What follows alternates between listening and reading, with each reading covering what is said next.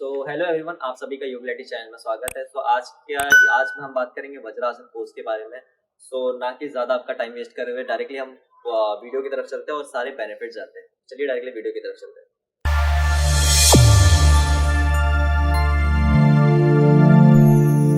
ये video start करने से पहले आप भी वज्रासन पोजीशन पे आ जाइए।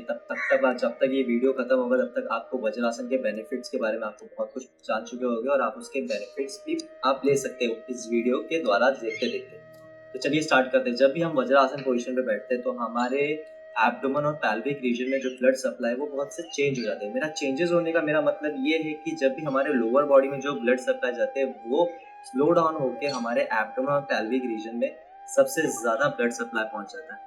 उसी अगर देखा जाए तो हमारे पैल्विक रीजन और हमारे बैक रीजन, हमारे पैल्विक और लोअर बैक की स्ट्रेंथनिंग बढ़ जाता है अगर हम कंटिन्यूसली लॉन्ग टाइम तक प्रैक्टिस करें तो। अगर हमने मेरे पैल्विक की बात की तो हम इसको थोड़ा और डेप्थ में जानते हैं, जाके समझते हैं। पैल्विक में हमारे दो मसल होते हैं। अगर राइट हैंड साइड की तरफ आप देखोगे तो इलियाकस मसल और लेफ्ट हैंड साइड की तरफ देखोगे तो आप पियोसस मसल्स। इलियाकस मसल्स आपके इलियाकिक फोर्सेल से पूरा टच टू कनेक्ट रहता है, फिटेड रहता है प्रॉपर्ली। अब हम दोनों को एक साथ समझेंगे ताकि आपको एक ही साथ क्लियरली दोनों मसल समझ जाए। तो ये दोनों को कंबाइन करके एक ओवरऑल समझ से फुल स्क्रीन पे आपके आ रहा होगा इलियोसिस मसल्स। इलियोसिस मसल्स का अगर हम बेनिफिट जानते हैं, इलियोसिस मसल्स आपके हिप्स का सबसे स्ट्रॉन्गेस्ट मसल्स है और ये आपके डे टू डे लाइफ में इन्वॉल्व है। जैसे कि वॉकिंग, जैसे आप जब वॉक करते हो तो आपके इस इलियोसिस मसल्स का इन्वॉल्वमेंट रहता है। एंड सेकेंड थिंग, जब भी आप सिटिंग स्क्वाटिंग जब भी आप ये पार्ट कर रहे हो तो आपके बैक की स्टेबिलिटी, एंड जब आप देखते हो कि आप जब स्क्वाट करते हो सिटअप करते हो तो उस टाइम पे कितने बैक की स्टेबिलिटी चाहिए होता है एक बैलेंस बनाने के लिए, तो उस टाइम पे ये मसल्स बहुत ही इंपॉर्टेंट होता है। एंड थर्ड चीज कि आपके ये लेग्स को लेटरल मूवमेंट देने में ये मसल्स बहुत ज्यादा काम आता है। एंड देन लास्ट फोर्थ में जब आपके पैल्विक का मोमेंटम एंड स्टेबिलिटी ये मसल्स बहुत अच्छे तरीके से रखता है। अगर मैंने यहाँ पे मोमेंटम और स्टेबिलिटी की बात की तो एक और मसल्स को हम इन्वॉल्व करते हैं जो है एडेक्टर। आप स्क्रीन पे देख रहे होगे एडेक्टर्स मसल्स के 3 टाइप ऑफ एडेक्टर्स मसल्स है। एडेक्टर मसल्स का हमारे डे टू डे लाइफ में क्या प्ले रोल होता है, हम आपको बहुत ज़्यादा मेन इंपॉर्टेंट जो भी फिटनेस फील्ड से जो भी जॉगिंग करते हैं इवन रनिंग करते हैं तो लॉन्ग डिस्टेंस के लिए आपके एडेक्टर्स मसल्स का बहुत बड़ा मेजर प्ले रोल होता है। अब जब भी आपको लॉन्ग डिस्टेंस रन करना होता है तो आपके पैल्विक का रोटेशन और आपके हिप्स की स्टेबिलिटी बहुत जरूरी है फॉर लॉन्ग डिस्टेंस रनिंग की। सो ये था बहुत इंपॉर्टेंट जो मैंने ओवरऑल नीचे का लोअर पार्ट्स कवर किया। वज्रासन का बेनिफिट क्या है, मैंने ये दोनों मसल्स के बारे में आपको एक्सप्लेन क्यों किया। वज्रासन आपके ये दोनों इलियोसिस मसल्स की स्ट्रेंथनिंग बढ़ाता है और आपके एडेक्टर मसल्स की स्ट्रेचिंग्स बढ़ाता है। बट अगर आप कंटिन्यूस प्रैक्टिसिंग करते हो तो ही 1-2 डेज में आपको बेनिफिट्स नहीं पता चलेंगे। आप कंटिन्यूस प्रैक्टिस करोगे तो आपको स्ट्रेंथिंग एंड स्ट्रेचिंग्स की एंड फ्लेक्सिबिलिटी का बहुत ज्यादा इंपॉर्टेंस ले सकते, बहुत ज्यादा बेनिफिट ले सकते। अब हम आते हैं अपर बॉडी की तरफ, हमारे बैक की तरफ। आपने देखा होगा हमारे day to day busy life में हमारे लोअर बैक में कितना ज्यादा प्रॉब्लम्स आता है, बट कहीं ना कहीं आज इस फैशन ट्रेंडिंग के हिसाब से बहुत से लोग अपने बटक को बहुत ज़्यादा ध्यान देते हो, हमारे अपने लोअर बैक को बहुत इनवर्ड्स की तरफ लेके जाते हो और बहुत से बैड प्रैक्टिसिंग की वजह से भी अपने लोअर बैक को बहुत डीप अंदर तक पुश कर देते हैं, जिसके वजह से बहुत से प्रॉब्लम। आप समझ जाइए कि अगर आपका लोअर बैक अगर ज़्यादा है तो वो उसको प्रॉब्लम को एक्चुअली में बोला क्या जाता है। तो ये राइट हैंड साइड की तरफ आप देखोगे तो लंबर लॉर्डियोसिस है और लेफ्ट हैंड साइड की तरफ आप देखोगे तो साइनोसिस है। लंबर लॉर्डियोसिस मतलब अगर आपका बैक ज्यादा इनवर्ट चला गया तो आपको प्रॉब्लम्स क्या आ सकते हैं, जैसे कि आप डे टू डे लाइफ में जब आप रन कर रहे हो तो जंप कर रहे हो तो वॉक कर रहे हो तो आपका स्पाइन एक सस्पेंशन के जैसे काम करता है। तो जो भी आपको एक शॉक एब्जॉर्बर लग सकता है आपके हेड तक ताकि आपके वेन्स तक, तो वो पूरा एब्जॉर्ब कर लेता है, जिसकी वजह से आपको इन फ्यूचर में आपके हेड्स और वेन्स में कोई प्रॉब्लम ना आ सके। बट अगर आप बैड प्रैक्टिसिंग की वजह से आपका अगर लंबर लॉर्डियोसिस ज़्यादा अंदर जा चुका है तो आपको इन फ्यूचर में बहुत ज़्यादा आपके हेड तक प्रॉब्लम आ सकता है। तो अभी हमने कवर कर दिया लंबर लॉर्डियोसिस, अब हम जाते हैं साइनोसिस। साइनोसिस आज के इस जनरेशन में जहाँ पे हम 8 to 12 आज जो अपने टाइम ऑफिस में देते हैं वहाँ पे बहुत से लोग ये सफ़र करते हैं। लाइक मैं कहना चाहता हूँ आपका हंचबैक को साइनोसिस भी कहते हैं। आपके हंचबैक पे जब आपको हंचबैक से प्रॉब्लम आता है तो इन फ्यूचर में आपको उससे 100% आपको ब्रीथिंग रिलेटेड प्रॉब्लम्स आ सकती है बिकॉज ऑफ दैट जब भी आपका बैक हंच हो जाता है तो उसमें आपकी जो लंग्स ब्रीथिंग कैपेसिटी है वो बहुत ही स्लो और बहुत ही कम हो जाती है, जिस वजह से आपको इन फ्यूचर में बहुत से ब्रीथिंग से रिलेटेड प्रॉब्लम्स आ सकते हैं। अब हमने ये 2 कवर कर लिया, अब हम थोड़ा और अब जाते हैं, हमारे नेक की तरफ जाते हैं। तो नेक की तरफ जाते वक्त हम 2 मसल्स को और कवर करेंगे, longus colli and scalene muscles, scalene muscles, sorry, longus colli and scalene muscle. ये जो 2 ऐसे मसल्स हैं जहाँ पे आपके जो नेक है उसके स्ट्रेंथनिंग और लाइक एक स्ट्रेट फॉर्मेट बनाने के लिए बहुत हेल्पफुल होता है। अगर मैं एक सिंपल तरीके में बात करूँ तो जब हम वज्रासन पोजीशन पे बैठते हैं तो उस टाइम पे एक ऐसा जियोमेट्रिकल फॉर्मेट से एक ऐसा हमारे, जब हम इस पोजीशन पे बैठते हैं तो ऑटोमेटिकली हमारी बॉडी एक जियोमेट्रिक फॉर्मेट्स में, लाइक जब पिरामिड्स को आप देखते हो तो बाय ऑल साइड एक सेम फॉर्मेट में रहता है, एक सेम स्लाइड फॉर्मेट में रहता है। उसी तरीके से जब हम वज्रासन में बैठते हैं तो हमारा फॉर्मेशन एक बैक से लेके अपर हेड से फॉर्म एक स्ट्रेट पूरा आ जाता है, जिस वजह से हमारे नेक के जो मसल्स है उसके लेंथिंग लेवल्स बहुत अच्छे से इंप्रूव हो जाते हैं। अब मैंने ये तीनों के बारे में आपको क्यों समझाया तीनों, अब वज्रासन इन तीनों के बारे में, इन तीनों में क्या एक इफेक्ट डालता है, बेनिफिशियल डालता है। जो लाइक अब ज़्यादा टाइम तक अगर होल्ड करते हो वज्रासन पोजीशन पे या ज़्यादा कंटिन्यूस आप प्रैक्टिस करते हो तो कंटिन्यू ज़्यादा प्रैक्टिस करने से जब भी आप वज्रासन पोजीशन में बैठते हो, जब भी आप, ये मेरे कहने से नहीं है, आपको प्रैक्टिस करने पे आपको खुद फील होगा, जब आप वज्रासन पोजीशन में बैठते हो तो आपका बैक ऑटोमेटिकली जो नेचुरल फॉर्मेशन एक स्पाइन की मोबिलिटी में ऑटोमेटिकली उस फॉर्मेट में आ जाता है, जिस तरीके से आपका जो स्पाइन्स के मसल्स वो आपको बहुत हेल्पफुल रहते हैं ताकि आपका स्पाइन एक अच्छे से नेचुरल मूव हो सके और एक अच्छी सी स्टेबिलिटी बना के रखे ताकि आपको इन फ्यूचर और कोई भी रिलेटेड बैक से प्रॉब्लम ना आ सके।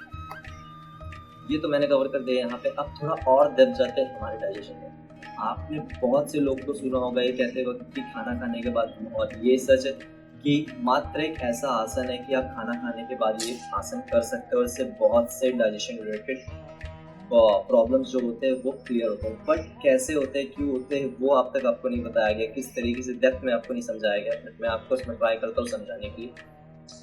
जब भी हम वज्रासन पोजीशन पे बैठते हैं हमारे थाई, हमारे नी और हमारे एंकल्स फुल फ्लेक्स फॉर्मेशन में चले जाते हैं, क्योंकि अच्छा सा एक डीप फ्लेक्स मिलता है उनको, और हमारे हिप्स में से हमारे लोअर बैक का फुल वेट अपने आप में डिस्ट्रीब्यूट हो जाता है, जिस वजह से हमारे थाई से होते हैं फीमरल आर्टरीज और वेन्स जो जाते हैं, वहाँ से जो ब्लड सप्लाई होती है उनमें से ब्लड सप्लाई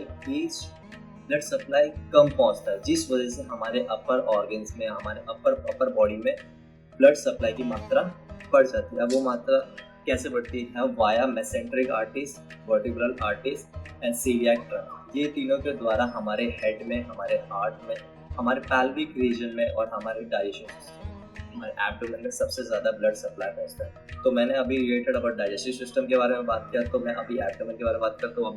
अभी जब हमारे ब्लड सप्लाई हमारे यहाँ पहुँचता है हमारे एब्डोमेन रीजन में, तो लाइक एब्डोमेन रीजन में जितने भी लाइक एब्डोमेन ग्लैंड्स होते हैं, लाइक आपके एब्डोमेन जितने भी ग्लैंड्स होते हैं उसमें ज़्यादा अमाउंट ऑफ ब्लड सप्लाई पहुंचने के कारण उसकी जो डाइजेस्टिव एफिशिएंसी सिस्टम है बहुत अच्छे से इम्प्रूव हो जाती है, जो इन फ्यूचर जो भी आपको डाइजेस्टिव रिलेटेड प्रॉब्लम है वो बहुत अच्छे से डाइजेस्ट हो जाता है।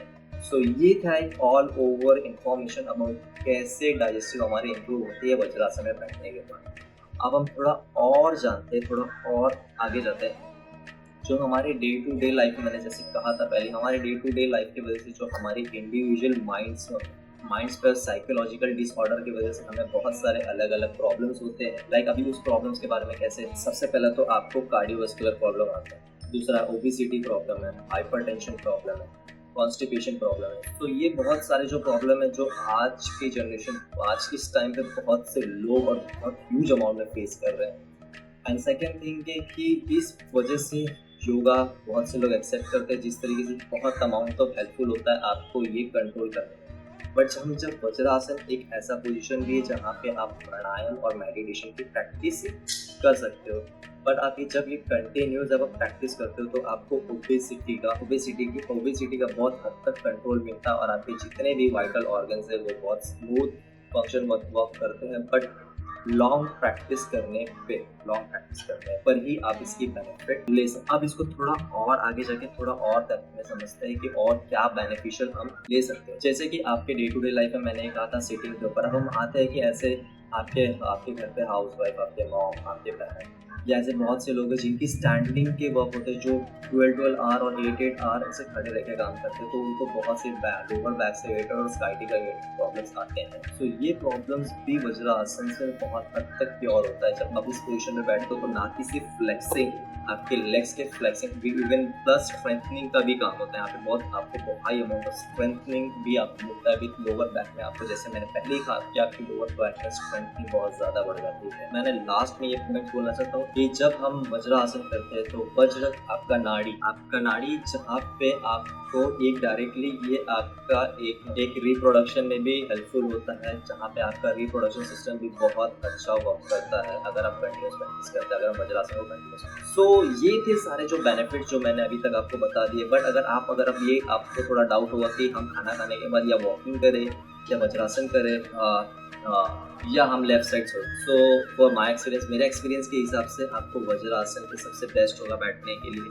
बिकॉज अब जब आप वज्रासन में बैठते हो तो सबसे पहले आपको जो ब्लड सर्कुलेशन है वो जहाँ पे लोअर बॉडी में कट डाउन होते हैं, तो लोअर बॉडी में जब ब्लड सर्कुलेशन कट डाउन हो जाए तो आपके एब्डोमेन और पैल्विक रीजन में ही सबसे ज़्यादा ब्लड सर्कुलेशन पहुँचता है। बिकॉज अब खाना खाने के बाद आपके वो ही ऑर्गन्स है जो सबसे ज़्यादा high amount of blood consume करते हैं। ना कि वॉकिंग करते वक्त आप वो जो ब्लड सर्कुलेशन उसको डिवाइड ना करते हुए आप एक जगह अगर उसको पहुँचाते हैं तो बहुत हेल्पफुल होता है डाइजेशन। सो ये जो था मैंने आपको बता दिया मेरे एक्सपीरियंस के हिसाब से कि आपको वज्रासन करना चाहिए। अब क्या प्रेगनेंसी में आपको वज्रासन करना चाहिए? यस, वज्रासन में प्रेगनेंसी में आप वज्रासन कर सकते हो, बट सिर्फ 3 मंथ से फर्स्ट 3 मंथ तक आपको वज्रासन प्रैक्टिस कर सकते हो। आफ्टर दैट कोई अंडर गाइडेंस पेज है, योगा इंस्ट्रक्टर के गाइडेंस में ही आप ट्राई कीजिएगा। एंड बेस्ट बहुत से ये इम्पोर्टेंट कि आप पीरियड्स में आपको वज्रासन करना चाहिए। यस, 101% आपको पीरियड्स में वज्रासन करना चाहिए। बिकॉज जब आप पीरियड्स में जो आपको लाइक क्रैम्प आता है, वो जो क्रैम्प को रिलीज करने का सबसे बेस्ट एंड बहुत रिलैक्सली ये उस क्रैम्प को रिलीज करता है, लूज करता है। सो ये बहुत ही फैंटास्टिक पोज है फॉर आपके पीरियड्स के टाइम। अब आते हैं डायरेक्टली वज्रासन करना कैसे, जिनसे नहीं होता और किनको नहीं करना। जिनको भी लाइक एंकल में प्रॉब्लम है, एंकल की फ्लेक्सिबिलिटी कम है, वो अंडर गाइडेंस में कीजिए। नी का प्रॉब्लम है, अंडर गाइडेंस में कीजिए। अगर आपके थाइज बिग है, थाई क्वाड बहुत बड़े, आपके थाई काफ भी बहुत बड़े, सो उस टाइम पे आप थोड़ा फर्स्ट ऑफ ऑल थोड़े फ्लेक्सिंग के स्ट्रेचिंग्स कीजिए एंड देन आफ्टर आप वज्रासन ट्राई कीजिएगा। हम समझते हैं कि वज्रासन आपको स्टार्ट कैसे करना है। कि मान लीजिए अगर आपको स्टार्टिंग में ही वज्रासन, अगर आप बिगिनर हो और आपको नहीं समझ रहे वज्रासन कैसे और आपको थोड़ा एंकल्स में पेन होता है, तो फर्स्ट ऑफ ऑल आप पिलो का सपोर्ट ले सकते हैं। बिकॉज वो आपकी थोड़ी इंजरीज, जो आप थोड़ी गलतियाँ कर सकते हो उसको कहीं ना कहीं जब आप कोई प्रॉप्स यूज़ करते हो तो उस टाइम पे वो जो आपकी इंजरीज है उसको कहीं ना कहीं थोड़ा अमाउंट ऑफ लेवल कम कर। तो हमारे यहाँ पे 2 पिलोज है। हम सबसे पहले पिलोज हमारे एंकल्स के लिए लेंगे। फिर अगर आपको एंकल्स में बहुत ज़्यादा पेन होता है, आपका एंकल्स फ्लेक्सिबल नहीं है, सो फर्स्ट सिर्फ एंकल्स में आप पिलो का सपोर्ट ले सकते हो ताकि आपको एक स्ट्रेच मिल सके, ताकि ज़्यादा पेन ना हो, ज़्यादा इंजरीज ना हो सके। सेकेंड आते हैं हमारे थाइस एंड क्लाफ के लिए। अगर आपको क्लाफ और थाई में यहाँ पे बहुत ज़्यादा डिस्टेंस है एंड वो बहुत ज़्यादा प्रेशर क्रिएट करें तो आप सेकेंड पिलो का यूज़ कीजिएगा। बट पिलो आपका कोई भी पिलो आपको लेना है तो ऐसा नहीं लेना है कि वो एकदम फुल पिलो ही एकदम हार्ड हो, ताकि वो और ज़्यादा प्रेशर आपको दे। पिलो थोड़े बहुत सॉफ्ट होने चाहिए। तो यहाँ तक इस तरीके से आपको पोजिशन रखना और ये पोजिशन आपको बैक स्ट्रेट रखते हुए करना है। जितना टाइम तक आप बैक स्ट्रेट उतना टाइम तक, एंड देन आफ्टर ट्राई कीजिएगा कि स्लोली पिलो धीरे धीरे पिलो हाथ निकालने को ट्राई कीजिएगा। फर्स्ट अपर देन लोअर पहले नहीं निकालना है, पहले अपर निकालने का हैबिट डालिए ताकि पिलो आप साइड में हटा सके, इस पर बैलेंस प्रैक्टिस कर सकें। देन आप लोअर पिलो हटा दीजिएगा।